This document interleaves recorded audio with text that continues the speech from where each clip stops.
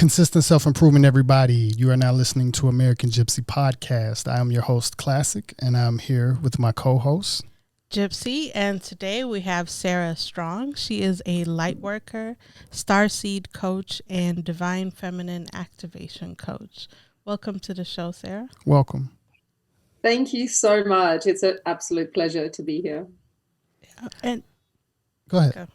Well, I guess I wanted to tell us a little bit about yourself before we get into the Starseed and what that means. Because I do want to ask you about that. You know, like where you're from and, you know, where you are now, things like that, and how you got to where you are now. Yeah, sure. So I'm originally from Australia. I was born in a very small country town called Geraldton on the west coast of Australia. For those of you who don't know, it's near Perth. Not many people know that town. But I love talking about that because I am a country girl at heart, and those values were instilled in me as a child, that we just accepted everyone for who they were. We had a mixed school. We had Aboriginals in our school. We had all sorts of, it was a very small school, so I was a bit of a wild child already at age 6. So I navigated that as best as I could with I was born into a very Christian family. Okay. And I had all these gifts still. You know, I was psychic, a medium, channel, telepathic, and empathic as a child. I was born with those gifts. So it was difficult navigating that life at that age with those things, having no idea why I had them, how to navigate them, when not to say things. That was probably my biggest challenge, is I used to get shushed a lot by my mum because I was very outspoken. But yeah, it was a great place to grow up. We would talk to people because they were human. You know, in life, you drive past someone even at the lights, you'd have your window open, you'd be like, yeah, hi, how are you? You know, it was just that really beautiful energy of togetherness. Yeah, I can relate. You know, I'm from Oxford, Mississippi, so it's a similar energy when it comes to the countryside. Small and then just town. Saying hello to everybody, you know, and having that energy. Yeah, nice. And I revisited where I was born as an adult and did a bit of traveling into the southern regions of Western Australia, which is really country. And as an adult, having just driving around these little towns and people receiving you the same way. You know, so to know that there's sections of the world that have not changed from those beautiful grounded values of just human kindness it's just a great, confirmation that the human race isn't as screwed up as it feels in some other areas, London and New York, some of the big cities. As an adult, I moved to London when I was 24 and I lived there for 13 years. So very different culturally. I learned a huge amount of things just from being in other cultures, and it's a very multicultural society. So you just kind of, I don't know, it can be very jading. It's very intense energy there. A lot of 11 million people in a really small town or city. Yeah. So it was those kinds of things did expand me, but they also exposed me to things that I had never seen, which was kind of confronting as well, but a beautiful, amazing experience. I got to travel throughout Europe and lots of fun adventures. I went to Egypt and lots of African travel and island travel and just traveling all over the world from a London base, which was just amazing. Yeah. I want to go a little bit kind of off topic, not too much off topic, but as a country girl in Australia, I love animals. What are the animals that are involved in the country girl's life in Australia? So that are not poisonous. No, I'm just playing. Well, most of them are. Right, it's that part. It's really funny because we become very fearless, because I've seen a brown snake. I've seen a snake curled up in the wheel of a car. We saw redback spiders that they can kill children and adults. But you just get educated about them. But yeah, we found a baby kangaroo like jumping down the road that we took back to our house. You know, we did that. That was really rare though. Like, I mean, people are like, oh, it's a kangaroos jumping around everywhere. We're like, no. But it is awesome. Like the nature there is really special. So I got blessed living in, it was the hills. We were in Perth when we grew up, but we were in the hills. So there was lots of horses, and we were just exposed to we just had a lot of autonomy, you know, like we could just leave, and we were free range kids. You know, mum probably wouldn't know where we are like most of the time, but we were always safe because it was that. Still, Perth is a very small town mentality as well, which is really safe and really fun. So yeah, lots of animals. I'm probably lucky to be here with the animals that could have killed me. But we get educated, and we become fearless, totally fearless to their danger. To the natural habitat of Australia. Because every time I hear about it, it's like, I think about the crabs, like the migration of the crabs. I don't know why, from the Nature Channel, that sits in my head there. You've experienced that there, to see like. I don't think I've seen the migration of them, but I've been in areas where, you know, like big rocky areas where there's lots of crabs, and, you know, we're catching them, and the boys are doing stupid things like pulling off the legs, and yeah, lots of fun stuff. We had a lot of adventures as kids. Yeah, we did too in the woods. And like I said, I can relate to, the parents don't know exactly where you are, but they just know they're in the woods, so they're safe. Yeah. Exactly. Yeah. For us, we were in the bush running around. I don't know how we didn't get lost. We just had these like inner compasses that would like help us to know where our parents were, you know, having picnics and stuff. But yeah, it was completely, you know, we could have got killed by all sorts of different animals, but our parents are like, yeah, just go. They're like, fuck off, please. Yeah. To I guess to I don't mean to get sidetracked. I guess we can go back to where your transition to America, from, I guess. At least from Australia. You say you went to Europe and then to America?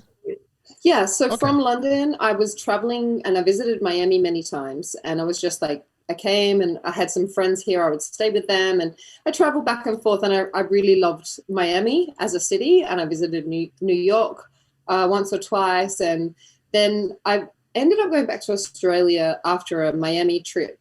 I went back in 2015 for a couple of years, and I got offered an awesome role in Miami, and then I went to work at that role. And, you know, from at the beginning of 2020, I decided that was no longer part of my path, and decided to train as an intuitive life coach and use all the gifts that I'd had all my life to channel and to help other people, you know, align with themselves. And so that's where, so a year in, I started getting some business coaching as well as personal coaching. I have a coach that does both, which is truly a blessing and amazing. And I created these two pillars of my business, which is Starseed Coaching, which serves the community of souls who are here to be light workers and here to raise the vibration of the planet, and then also have quite tumultuous upbringings. They choose that from a soul level, and they identify from being from within our solar system, but from the stars. So we have Pleiadians, Arcturians, Sirians, all of the different star constellations. Actually, I've got them tattooed on I've got the Pleiades and like a whole list of them, wow. Orion and Sirius. I've got them tattooed on my back. I've lived in all of those star systems in past lives. So I came to serve that community. They find it very difficult to adjust to being in body. People who, if you don't know you're a starseed, there's telltale signs like having a really hard upbringing. Like, so maybe you have rocky relationships with your parents. You felt like you never fit in. You also may be psychic. empathic or a medium. You could have those extra sensory gifts, and then also just like a general disposition of feeling like you don't belong here because you come with a different vibration than Earth, but that is divinely inspired so that you can help change the vibration here. So if you came with the same vibration of Earth, it's difficult to have that effect. So that's what the Starseed Coaching is all about, is holding space. I do Starseed activation workshops, also deep dives into that energy where people get activated and aligned more deeply with the soul gifts that they came here to embody, to serve the communities and the tribes that they came here to serve. So I know that word is kind of elusive to some people, so I like to give a bit of a description about that. And then the other pillar of my business is the awakening the divine feminine activation, and that is for women, obviously. Men do have divine feminine and masculine within. Us as women, we also have both, and that is about the alignment with there's very deep bliss energy connected inside the divine feminine, and there's been an imbalance of that energy for millennia on this planet. And so there is an arising of the divine feminine at the moment in the collective consciousness, and for the benefit of all beings, in that there's a balance that's happening. So when people get awakened into that energy, things that people can experience are a deeper feeling of stillness, a knowingness that they are exactly where they're supposed to be, feeling anchored into their own divinity, and just feeling more at ease, connected to those energies and balancing them. There's less worry about the future. There's just like a general heart opening, which can allow you to feel deeper self-love and deeper love in relationships. There's all sorts of awesome, byproducts from like really aligning with that energy. So I do those in workshops, and I also like 5-week deep dives and 2-month deep dives with groups of women as well. So I feel blessed that I've been chosen to do this, and that's part of my soul's work. So can you? Yeah. Thanks for asking that question. It's really beautiful. Okay. I was going to ask, when did you discover you were a starseed, or is that something you knew right off the bat? Yeah. So thank you. That's a beautiful question. So most recently was in June of 2020 that I was in a coaching session with my coach, and the messages came that I have this group of guides that were all from other star systems, and that they gave me downloads, and they actually activated all of my past lives. I got a remembrance of all the past lives I've ever lived, and I just felt like all of this energy was like activating inside of me. And then I also I didn't physically consciously know this, but as a kid, we had a big backyard, and we'd take this huge mattress out, and literally I feel like most nights we'd be my best friend and I laying out just looking at the stars. And I always had this longing in my heart to be home, to go home, to be back in the stars. So I do, in in hindsight, in kind of reflection, I felt a deep, deep connection to the stars ever since I was a kid. But the actual knowingness was very recent for me. It was an awakening that I needed to have so that, I could hold space for those here that they really want to be in service, but sometimes they can be suffering from all sorts of, lupus and fibromyalgia, just not being very discombobulated in the body can manifest in all those sorts of illnesses. So those beings, it's like they need their spiritual awakening to release the energy and help them feel more adjusted here as well. So I wanted to ask, could you educate my listeners and us on the star systems, the different star systems? Sure, absolutely. So most commonly on Earth are Pleiadians. So they have the biggest population and the greatest. So there's a body called the Galactic Federation of Light, and they kind of authorize different races to have an effect on Earth. And the Pleiadians are like highly authorized to help us, to send messages through channels.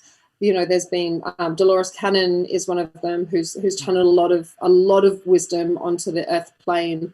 And there's many, I mean, Teal Swan is another one. There's many, many, many beings out there who channel information and wisdom from different star systems. I'm not saying that they're just the Pleiadians, but the Pleiadians channel through and they have a huge effect on Earth.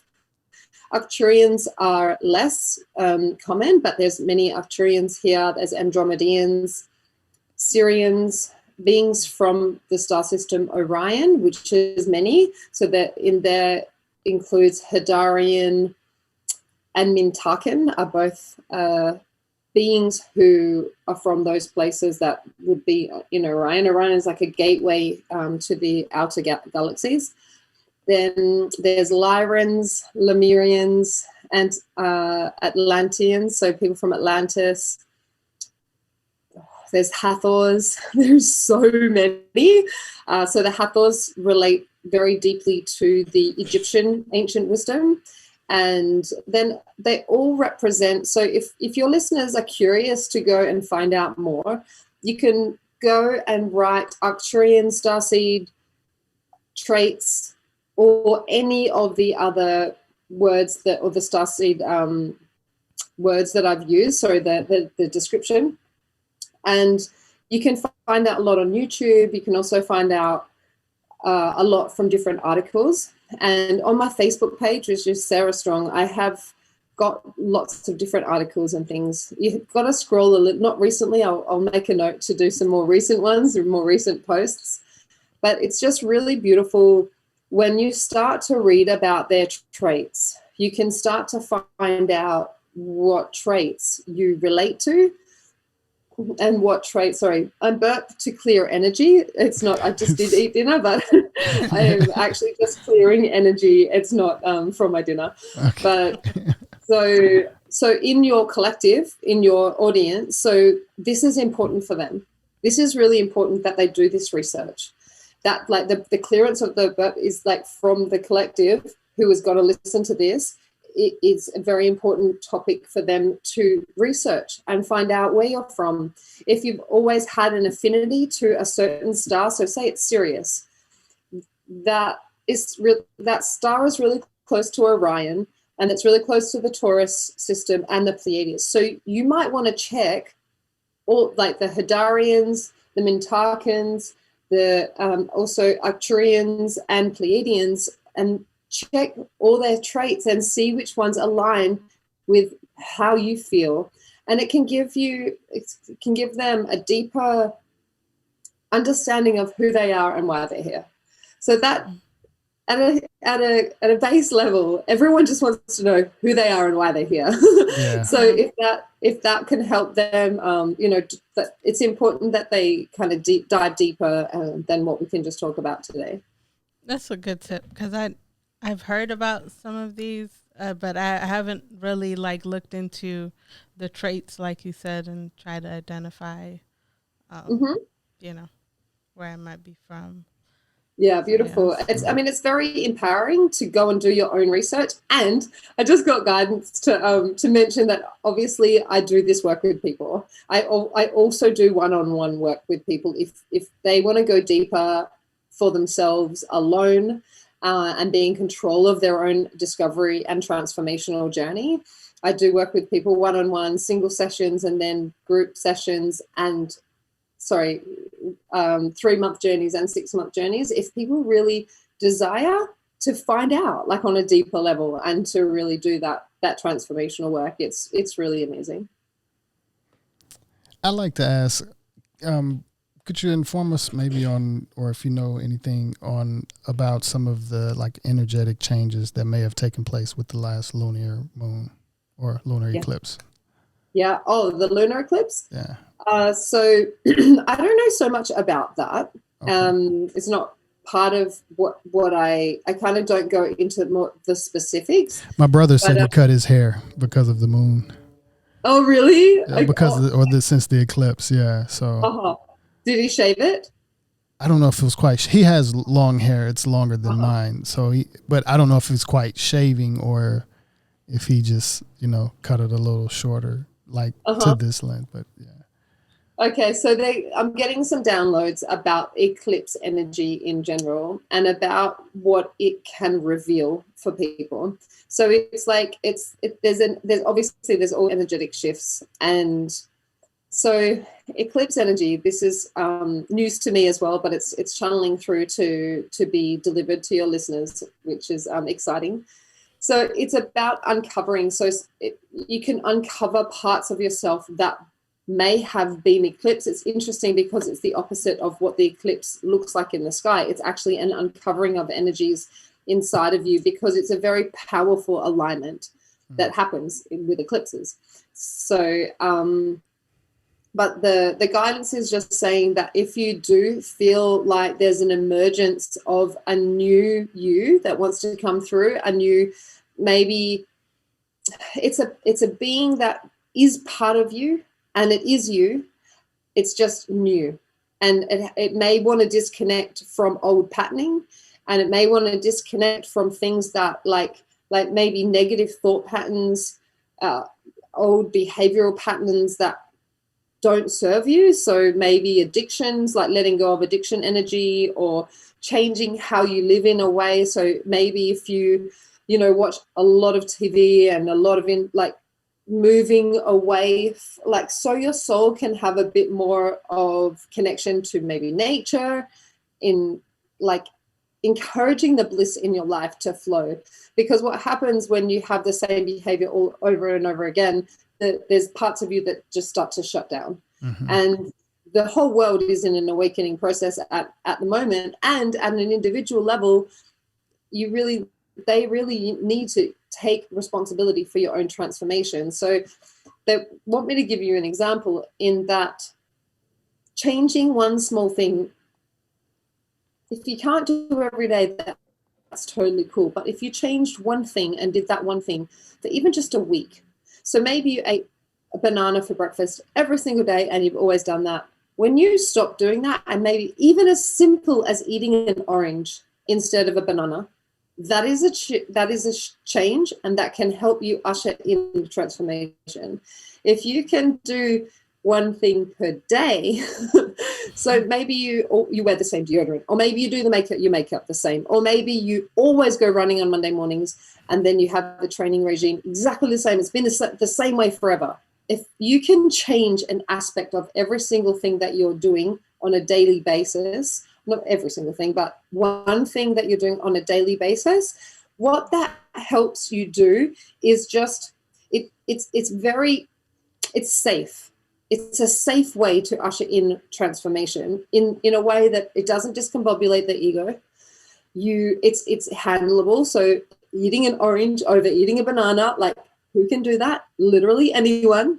Yeah. You could change the color of your eyeliner. You could change the color of your knickers. Like, whatever it is, it's like random things. Like, literally, I'm speaking from personal experience from listening to my own guidance.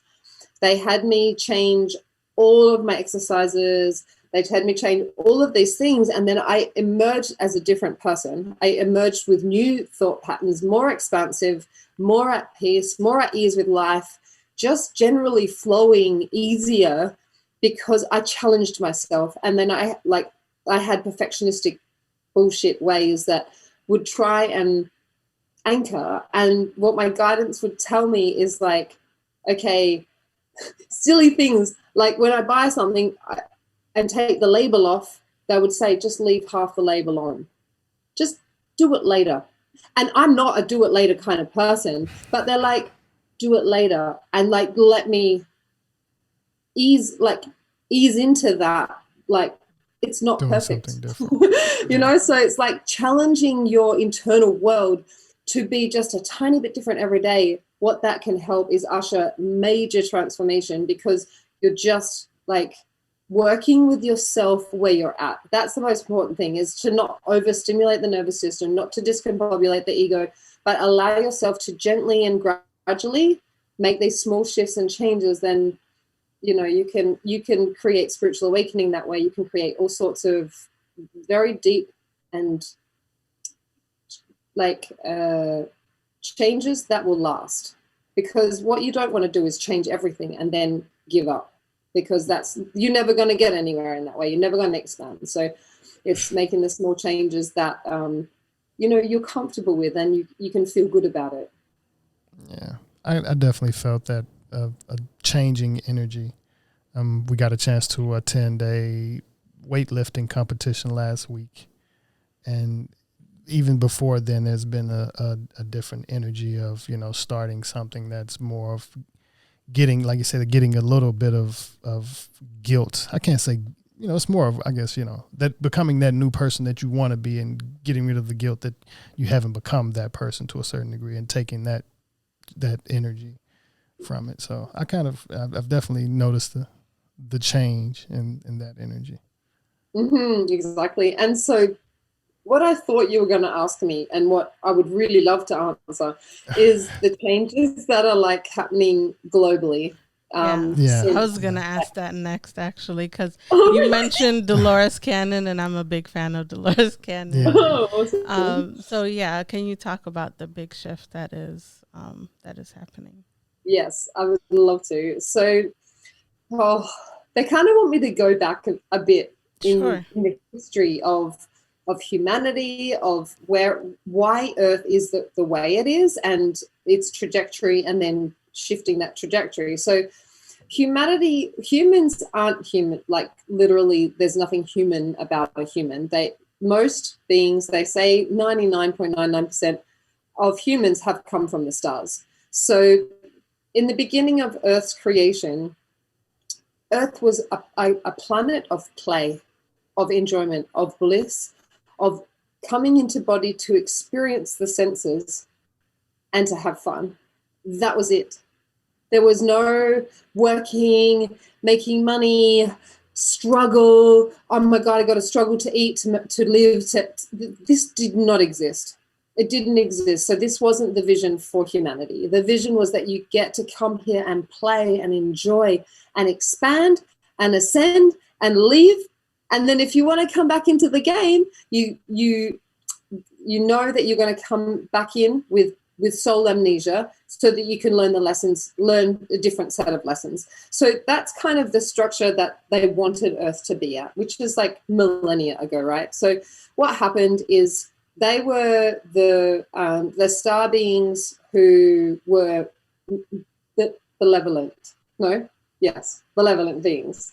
They wanted everyone to succeed and ascend and play here. And then Earth got kind of taken over by the malevolent other star beings, the Greys. I mean, you've heard of these names, Yes. the beings that they saw how much energy was here, and they did take away. So we used to have 12 strands of DNA. They took 10 away to harvest. So have you heard the saying that the Matrix is a documentary? Yeah. So basically, the Matrix is a documentary. They harvested humans for their own end, and the greed came in, then struggle came into the human existence, and then, things went to shit, as we know. Humanity was not meant to be in the place it was in January 2020, and the trajectory of the humankind that would have kept going had I call it the Great Pause, because it really was divinely planned and inspired, and was planned by the galactics, that we didn't want to do a war that would be too destructive to the psyche. Just a pause where everyone got to look at themselves, everyone got to stay home. It is one of the most beautiful things that humanity has ever experienced. And it caused Mother Earth to get a full rejuvenation of her lungs, of her air, with no airplanes flying. So she got a huge, oh my God, I'm getting chills. So Mother Earth got a full shift in her energy field, and we are just part of Mother Earth. So if Mother Earth shifted, every single being here shifted.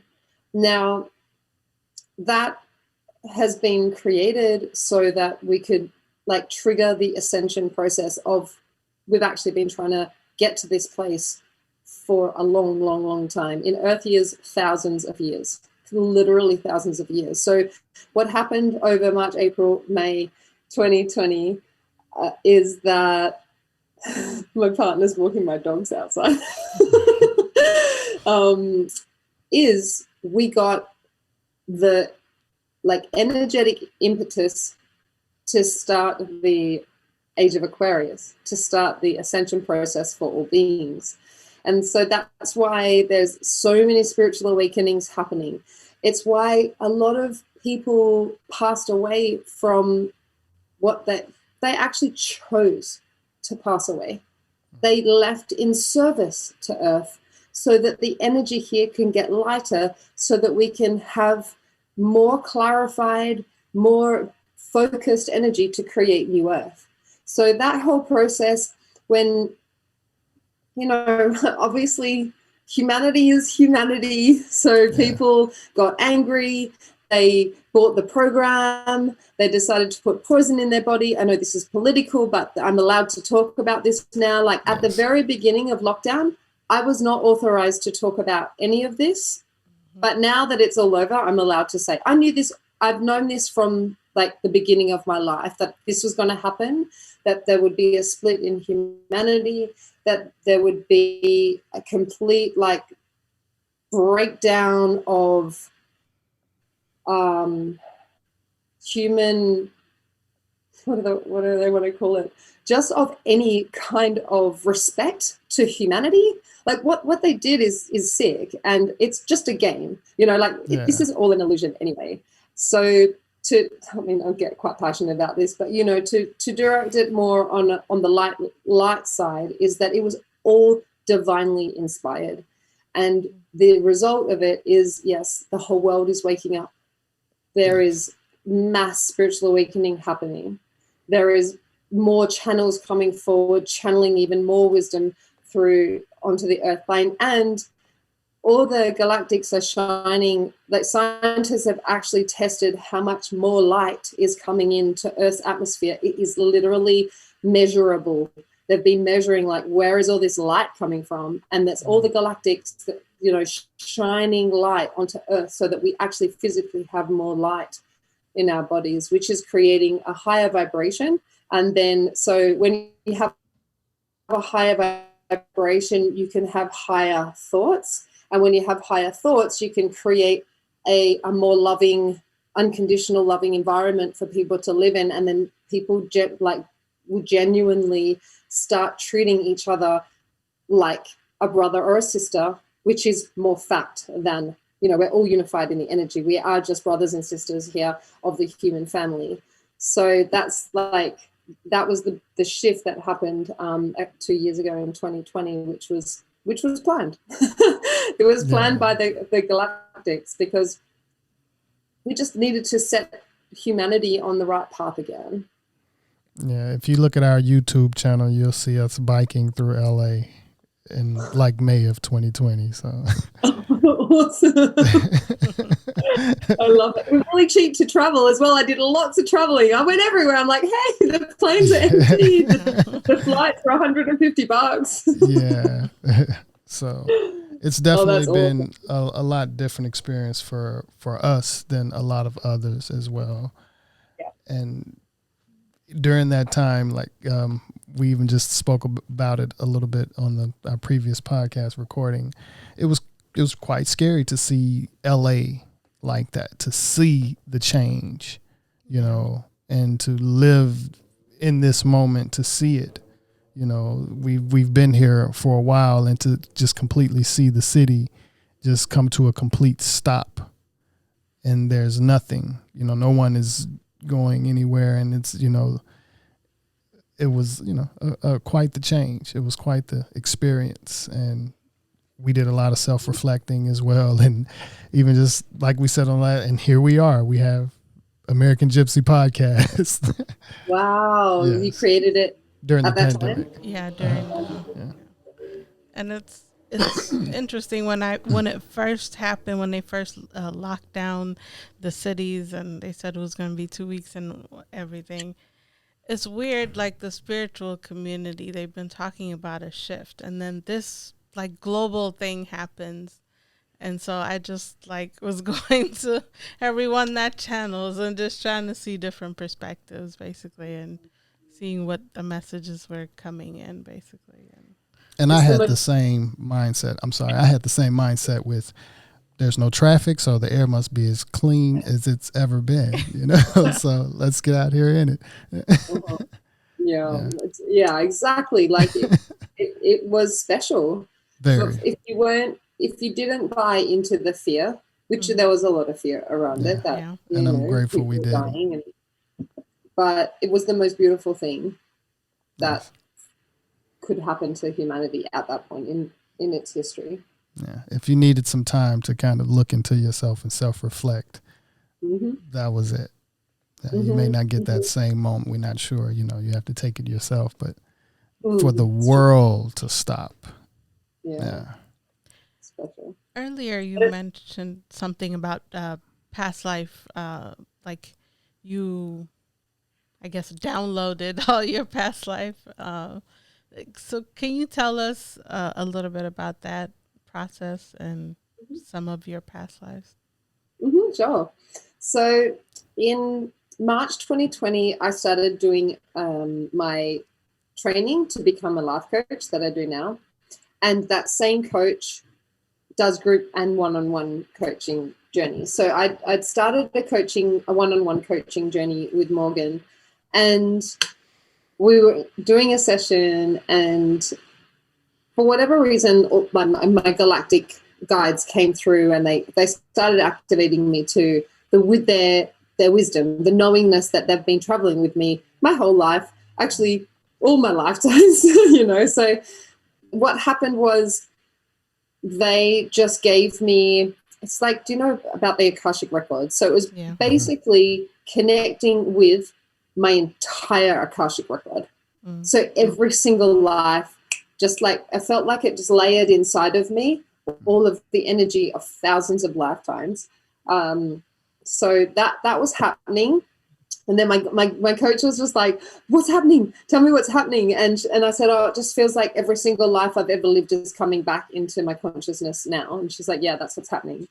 And so I can now have access to, if I need to tune into, obviously in the human brain as we know it, it doesn't have a finite capacity at all. It's a holographic model, basically. It can contain so much information, but all of that information of all those lifetimes, I can't like think about all the time. But if I need to access one specific one to relate to a situation or a client or one of the workshops, that information channels through. So if you look at my website, I've got a channel, I do makeup, a channel, and actually for people doing workshops, I do most of my workshops online, but I do some in person.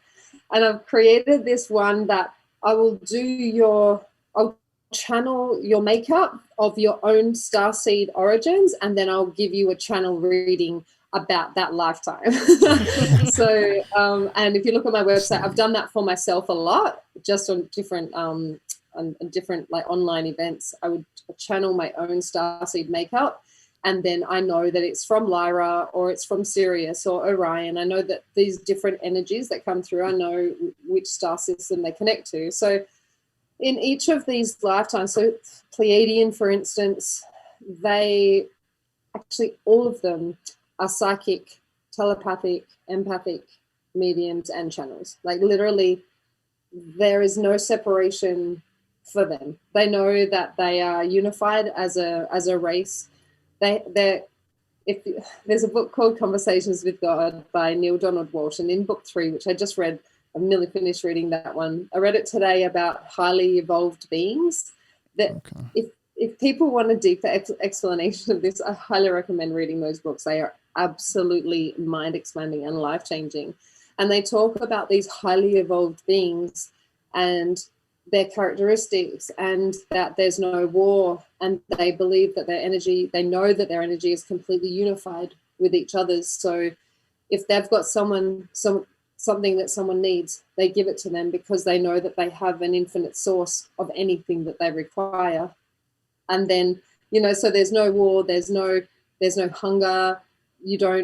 It's just a completely different model of how we live here. So in those other lifetimes, I traveled to all those different places to tune my skills and my gifts so that I could come to Earth and share them and help people activate their own gifts. So yeah, they call me a galactic traveler. They call me a galactic mutt because I've lived in so many different star systems that, you know, Just a mixture. yeah, just because I wanted to attune myself so highly to the gifts that I could be so skillful as a soul that I could carry those gifts into body. And I mean, that takes a while.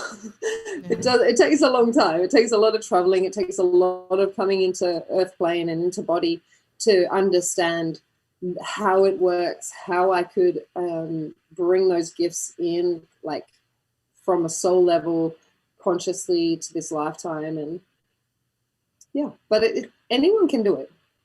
Literally everyone on this planet right now has the ability to be activated and to have a spiritual awakening. It is a choice, and you can absolutely choose to seek. If you ask, it's like the Bible, ask and you shall receive, because it literally, spirit cannot intervene in your life unless you ask. So it's really simple. Say it again. It's a free will. Exactly. There's free will. Exactly. That's amazing. I always hear everyone can channel, but are there things that you do that makes it easier to channel or be more receptive? Oh yeah. So brilliant question. So meditation. Meditation is the single most powerful thing to keep your channel clear, to have it aligned with source, and to download literally anything from the other side, and also to stay connected with your guides, to like be boundaried, be healthy in your boundaried state, so that you're not getting, as empaths, it's, you know, you can get bombarded with lots of different energies. Yeah. But I have a little, like, well, I've been meditating since 2001. So, that's 21 years. I always say 20 years, but another year has passed, which is crazy. And I've just been watching some comedy today that these comedians are talking about ADD and ADHD. And if you could see me as a kid, I was the craziest child you could possibly imagine. I was climbing trees, falling out of trees. I couldn't keep my mouth shut. Like, literally, I was a crazy ass child. And for me, I craved meditation. I really did. And my mom was Christian, so she kind of cock blocked me from meditating and doing yoga or martial arts, because they're all just from a different religious standpoint, if you like, or because they were spiritual and not religious. But I started my meditation journey in 2001. I started with 10 minutes a day. I did some in a group, some by myself, but I literally have meditated. I can count on one hand how many days I've missed of meditating in 21 years. Wow. And literally what I hear about from people about meditation is, I can't do it. I've tried. I'm like, well, how long did you try for? And they went, once or twice, a couple of weeks. And then my story is, I literally felt like I was trying for 12 years.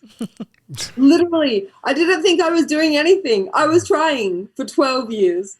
And then I started to go on lots of retreats with friends, a lot of Osho retreats, a lot of sitting with masters. I went to India for 2 months and Nepal, and sat at the feet of enlightened masters, and went into ashrams, and, you know, sat in meditation, listened to a lot of discourses from masters and rinpoches and lamas.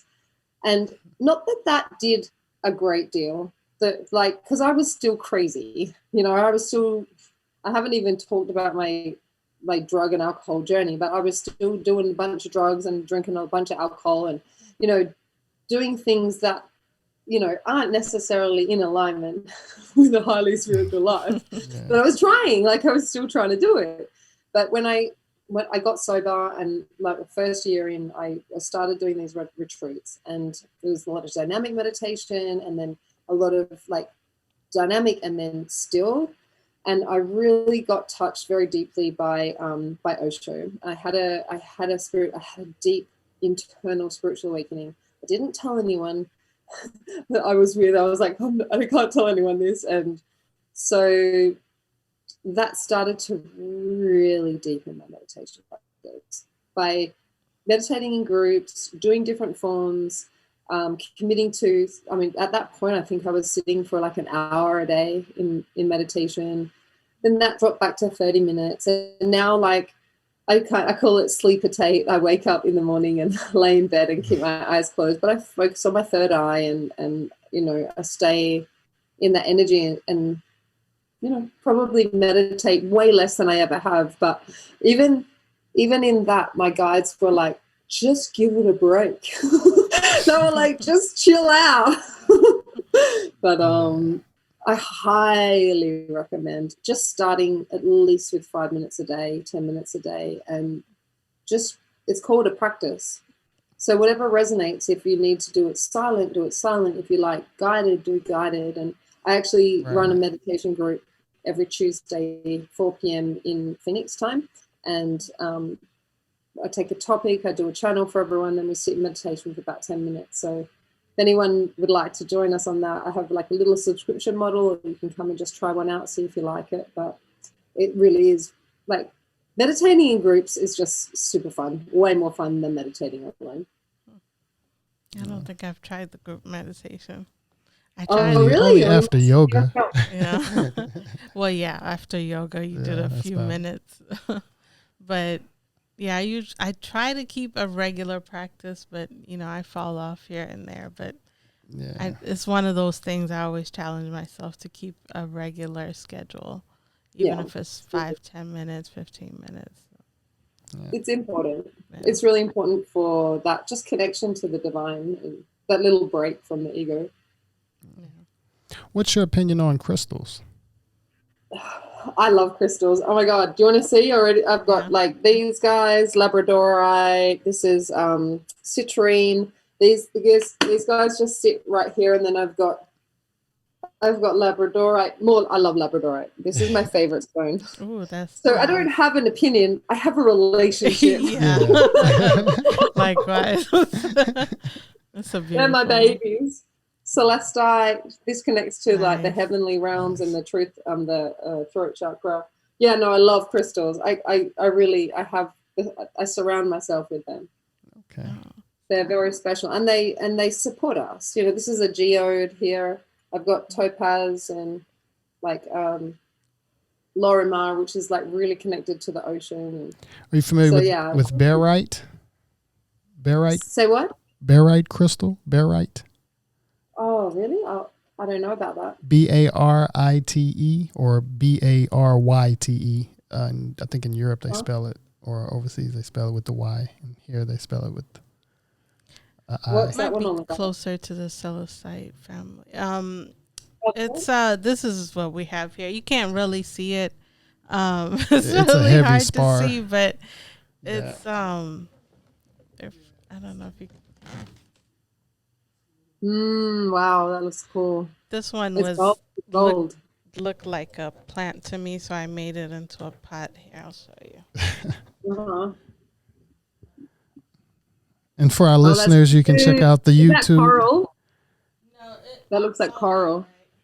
Coral's beautiful. So it's all barite, actually. These are the little pieces, and I use that as the soil, I guess.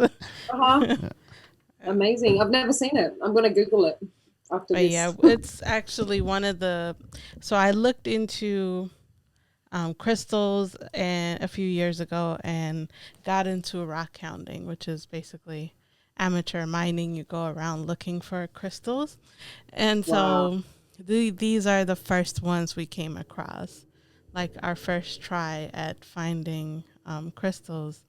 we found a lot of barite. And I realized actually I went to the place a year before that, not knowing anything about crystals or anything, and felt like some changes happened after I went to that place, and then realized when I did a year later try to look for crystals, the place came up, and when I looked into the metaphysical properties of barite, it kind of coincided with, I just felt assistance and just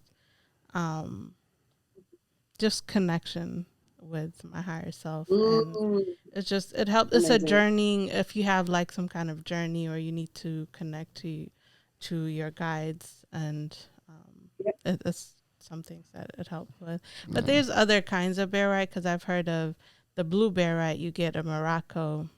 Someone uses it to help people with addiction.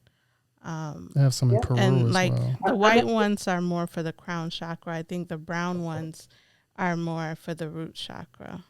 But yeah, it's Amethyst is also really good for addiction as well. okay. That's interesting. Yeah. But before we get beautiful. ready, go ahead. Go on. No, what were you going to say?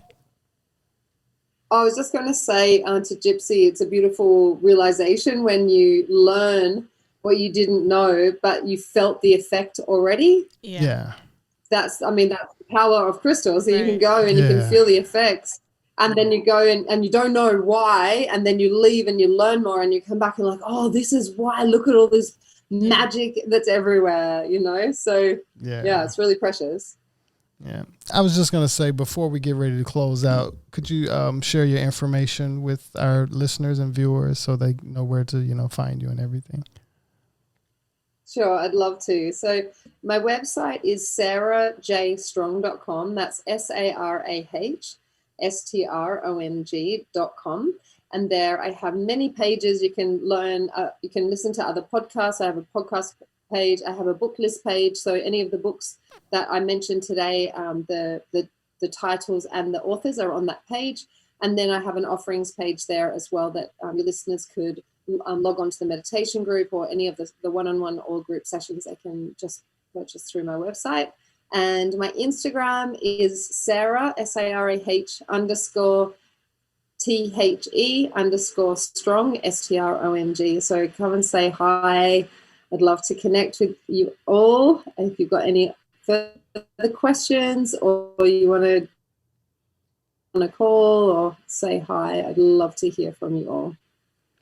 And we really, really appreciate you and your time, and all of the information you've shared with us today. Is very, very educational. Yes, and your guides as well. Yes.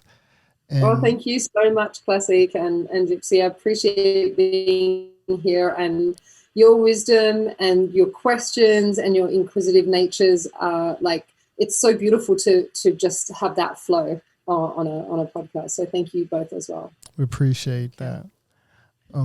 Also, if you're ever in Los Angeles, feel free to let us know and come by and have an in-studio conversation with us. Yep. I would love to. And we'd also love to have you, on the podcast again sometime in the future, whether it's in person or, another Zoom meeting. Yes, we'd love to have you. Sounds great. That's great. Yes. And for the listeners, you can find the podcast at AmericanGypsy.com, as well as all major platforms. And we have consistent self-improvement merch at luamlee.com. And we'd like to thank our listeners, our viewers, our donators, our supporters, those that, press like and share. We appreciate it. You can also check out some music under Classic, KLACCIK, CARPENTA. And that's some, cello instrumentals, some electronic instrumentals, also some music with some vocals on it. We really appreciate everyone. We appreciate the support, consistent self-improvement, and peace.